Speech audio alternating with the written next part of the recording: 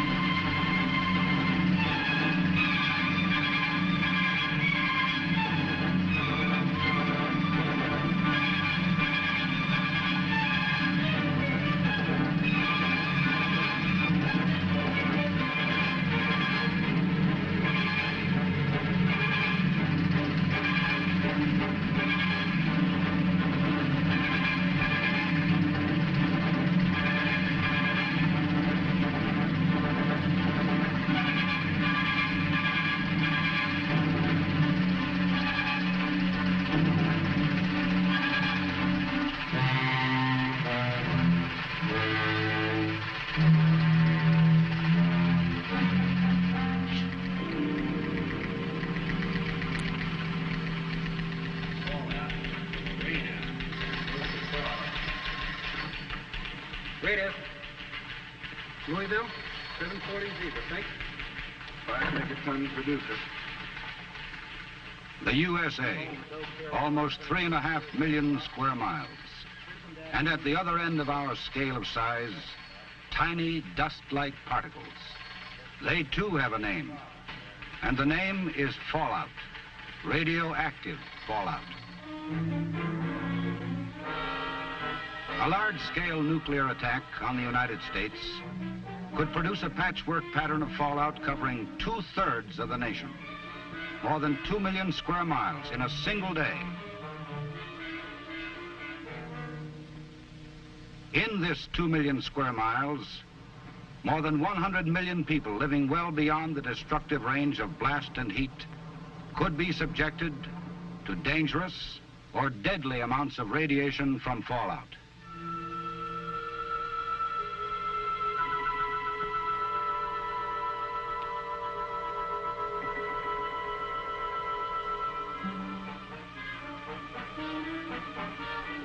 Carried upward 15 miles or more by the mushroom cloud, spread laterally by shifting winds at all altitudes, fallout from a single thermonuclear blast could severely contaminate a 60-mile strip downwind from ground zero, 1,200 square miles within an hour of explosion, 4,000 square miles in 6 hours. All of us, even in small towns and on farms, live within fallout range of a likely target. Furthermore, since these targets are often only a few hundred miles apart, fallout patterns can overlap, intensifying the danger. How do we know all this? From practical experience.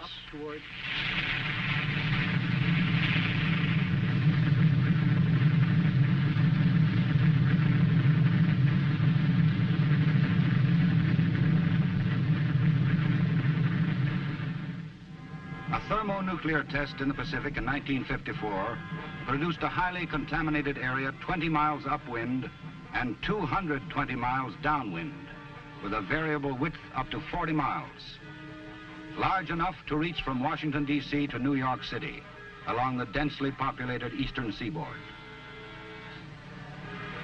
In this 7,000 square mile area, there would be enough radioactivity to threaten seriously the lives of all who failed to take shelter before fallout arrived. Let's look at it in another way. Let's assume that industrial St. Louis were hit by a weapon with the explosive equivalent of millions of tons of TNT. Depending on winds, fallout could extend 40 miles into southwest Illinois in an hour, to Terre Haute, Indiana, 150 miles to the east in 7 hours, and to Wheeling, West Virginia, another 325 miles within 24 hours. Total drift, more than 500 miles.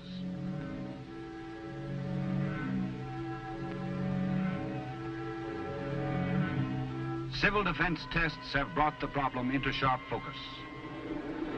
In one exercise, an imaginary force of 500 bombers severely damaged this country's key industries.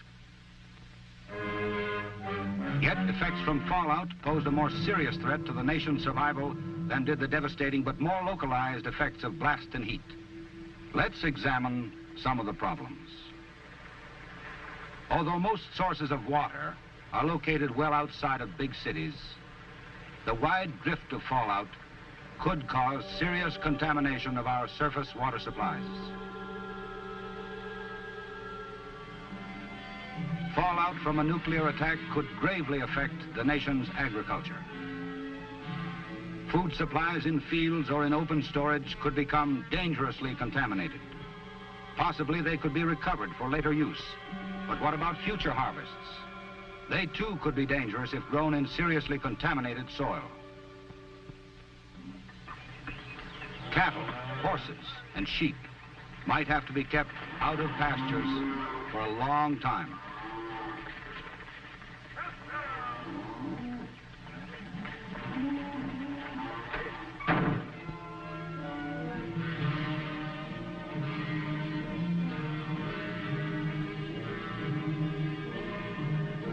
In short, fallout from nuclear attack would threaten us with thirst and famine, as well as with sickness and death from direct radiation. That is why our survival as a nation can depend on how well we prepare to defend ourselves against radioactive fallout. And there is a defense against fallout. Before we examine our radiological defense programs, let's take a look at the basis of the problem. As every youngster learns today, there is nothing new or mysterious about radiation.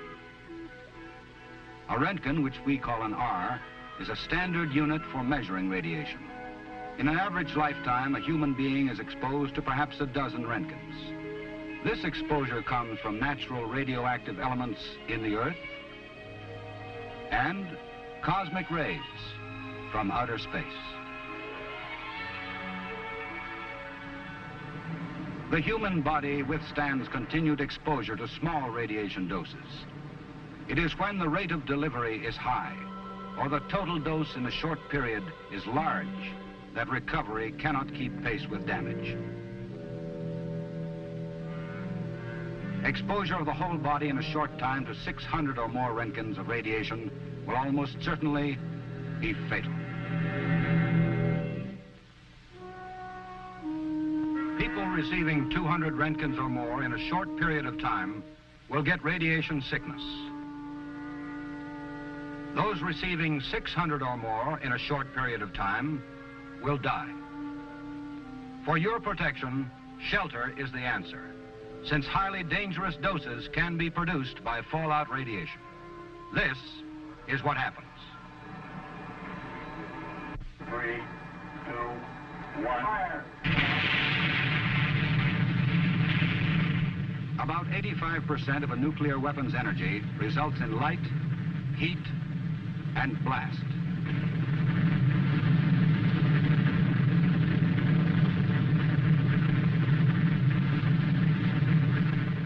But 15% of the released energy is radiation. This is of two types. The first, initial radiation, is emitted from the fireball shortly after detonation.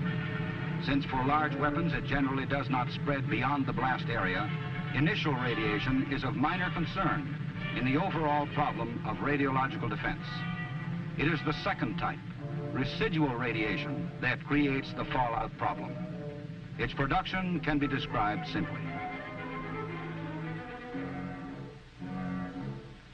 When countless billions of atoms in a large megaton weapon are blasted apart, hundreds of pounds of highly radioactive material are produced.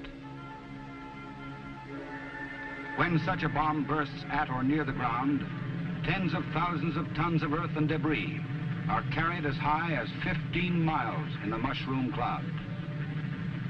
This tremendous cloud becomes a floating carrier, which drops tiny radioactive particles back to Earth. Where these particles land depends on a combination of three factors. One, their shape and size. Even the largest may be no bigger than a single grain of sand. 2, the height to which the radioactive cloud rises. And 3, the direction and speed of winds at various altitudes. Fallout deposit resulting from the combined effects of these conditions is generally divided into 3 categories: close in, intermediate, and delayed. Close-in fallout usually settles within a few hundred miles of the burst and reaches the ground within 10 to 20 hours. It is made up of the heavier particles in the cloud.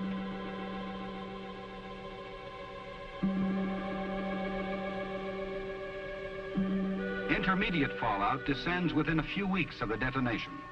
Since the particles are small, they remain in the air for weeks, covering many thousands of square miles. Sometimes they are driven to Earth by rain or snow. Delayed fallout is composed of very small particles that may drift completely around the Earth several times and may not descend for months or years. Radiological Defense personnel, RADEF personnel for short, are primarily concerned with close-in fallout. As you can see, close-in fallout is our real problem in radiological defense. And the problem becomes even more complicated because the speed, range, and direction of fallout depend upon ever-changing wind and weather conditions.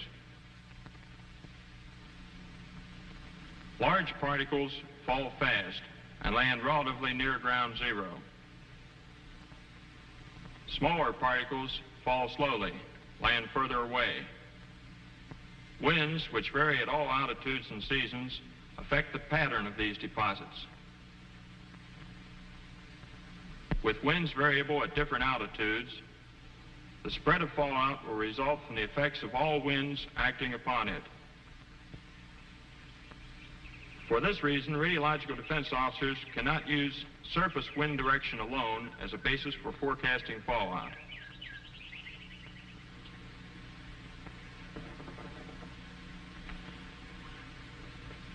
Radioactive materials decay with time. You might say they cool down. After all fallout is down and radiation has been measured, knowledge of decay rates permit estimates of how hot it will be days and weeks later. With this information, civil defense can estimate when it will be safe to evacuate or to leave shelter. Remember this rule of thumb. There is a 10-fold decrease in radiation rate for every 7-fold increase in time after detonation. For example, a level of 1,000 R per hour at 1 hour after the explosion would be reduced to 100 R per hour 7 hours following the explosion. At 7 times 7 hours, or in 2 days, the level would be down to 10 R per hour.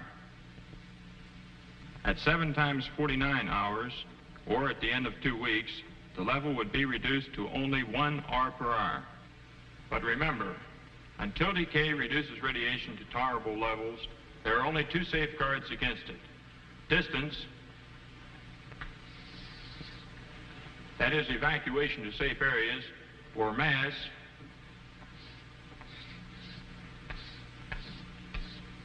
which is shelter. Underground shelters covered by at least 3 feet of earth, or basement shelters of the types recommended by civil defense, will give substantial protection.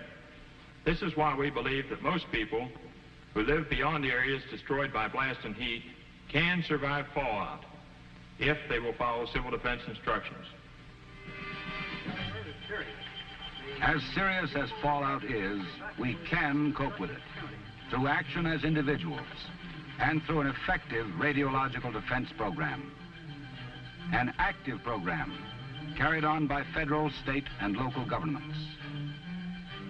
At the federal level, representatives of many agencies meet regularly to perfect methods of collecting and analyzing fallout information and to find the best means of advising our states and communities about fallout conditions after a nuclear attack.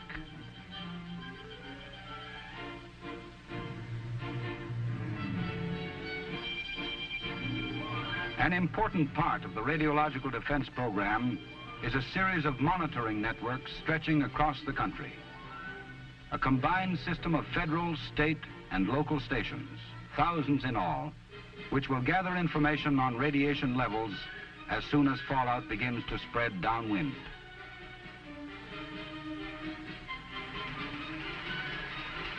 On the basis of this information, transmitted by top priority communications of every type from coast to coast, early, effective action for our protection would begin at state and local levels.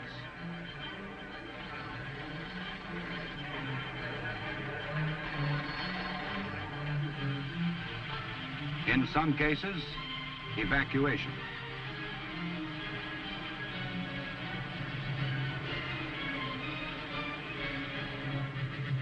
In most cases, shelter.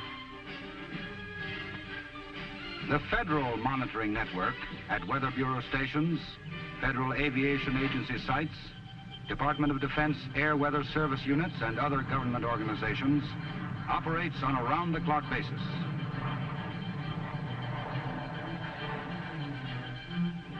At every level of government, radiological defense units are being equipped and trained to act.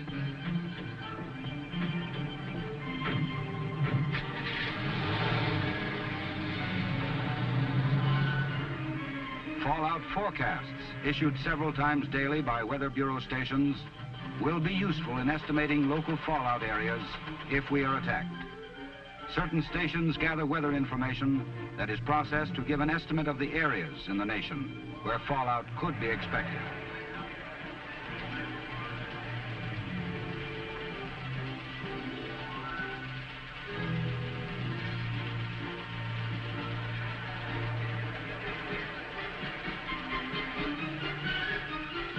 Sent over a vast teletype network to civil defense and other offices throughout the nation, the coded information is charted on maps to show sections threatened by fallout. Lines on the map show where and when the fallout is likely to arrive. At all civil defense regional offices, radiological defense personnel help state RADEF staffs in their regions. Regional officers arrange for the distribution of training kits, supervise the contribution of federal funds to state RADEF work, set up RADEF training in their regions, and coordinate RADEF activities of all federal agencies in the region. This is important enough to have sufficient copies to get both Midwest weekly because rain out increasing radiation that's here in Ohio and western Kentucky. After an attack, the regional RADEF staff will collect, analyze, and evaluate all fallout information received from the states, and will coordinate the flow of information to and from federal and state control points.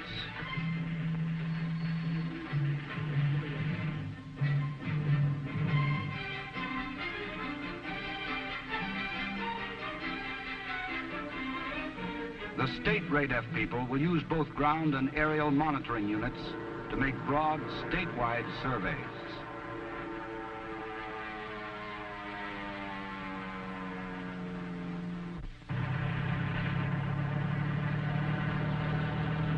Entire highway systems and key transportation routes, major industrial and supply sites, as well as urban and rural areas, will be checked as rapidly as personnel safety permits.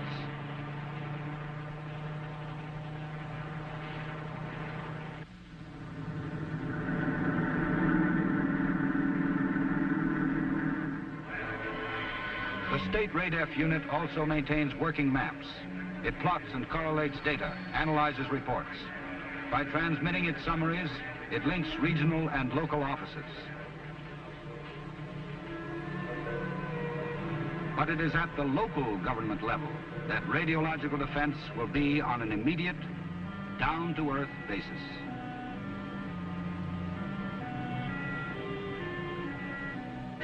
Local RADEF will perfect and test detailed plans for operations. Keep all equipment in readiness condition. Train and rehearse operating crews so they too will be ready. It will set up communications between its units and for liaison with state RADEF organizations. When an attack warning sounds, local survival plans go into effect.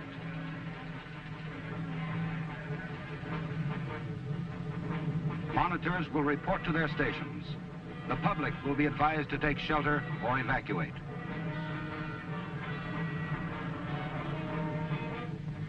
After attack, first reports of radiation measurements will come from sheltered monitoring stations.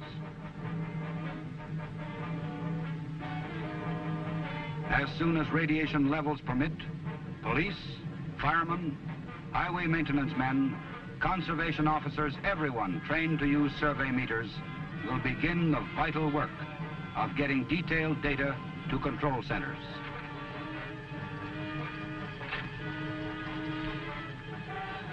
From this information, current situation reports will be prepared. Using these reports, RADEF officers can answer urgent questions raised by local authorities. Can short survival missions be undertaken? Is our water safe? What roads are safe? Are feed, livestock, and crops contaminated? When can emergency teams begin decontaminating and reclaiming property?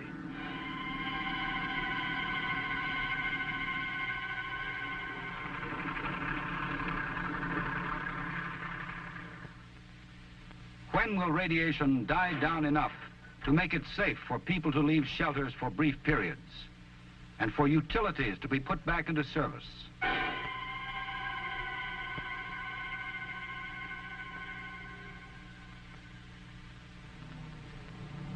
Survival of whole communities can depend on the accuracy of answers given to these questions.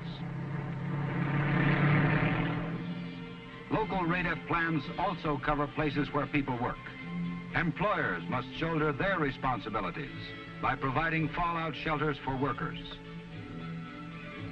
At work and at home, everyone must understand the hazards of fallout and the value of shelter. Every family must provide for its own survival for at least 2 weeks. Since radiation levels outside would often be deadly, fallout shelters will protect the most people. Both the underground and indoor basement shelters recommended by Civil Defense can be very effective. They must be stocked with a 2-week supply of food and water.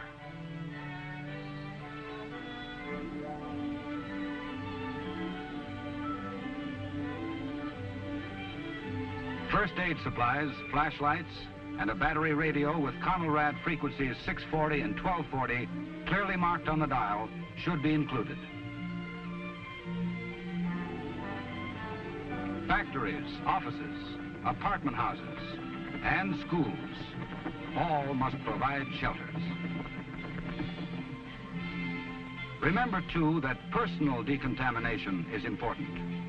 Fallout particles can be brushed from clothing and washed from skin.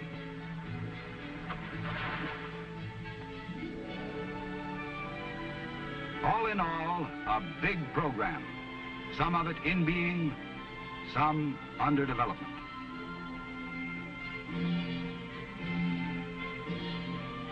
But it takes action to fulfill this program. Radiological defense training is being expanded. First priority, train more instructors. At 3 national centers, in classrooms, on calibration ranges, learning theory and practice, more than 2,000 adult students each year are taking basic or advanced courses. Courses that will qualify them to instruct classes back home. A total of 600,000 monitors must be trained to make radiological defense effective in every community. To support this program, radiation survey meters are being distributed widely. These instruments, which measure radiation levels in terms of Roentgens or milliroentgens per hour, are the backbone of radiological defense. In addition to survey meters, dosimeters, instruments which measure total doses of radiation, are being distributed to the states and federal agencies. Radiological defense instrument kits for use in science classes are being distributed to 15,000 high schools throughout the nation. With the aid of this equipment, our young people will acquire a better understanding of radiation and will be better prepared to contribute to the nation's RADEF effort. Improved radiation measuring instruments and multiple-purpose computers are being designed, built, and tested. An intensive public education program to tell the American people about radioactive fallout and shelter is underway. For it is an informed public that will mean the difference between success and failure in meeting this threat. Informed people in homes and factories and offices must know their personal responsibilities for shelter and protection. Informed officials at all levels of government, from Washington, D.C. to the smallest town council, must understand the RADEF program and help make it work if the people of the nation are to survive.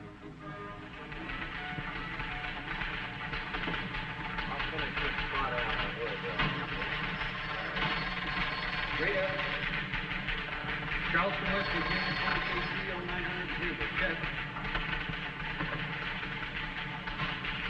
Our efforts now to build a workable radiological defense will pay off richly by helping to deter aggression and by saving countless lives if nuclear attack should come.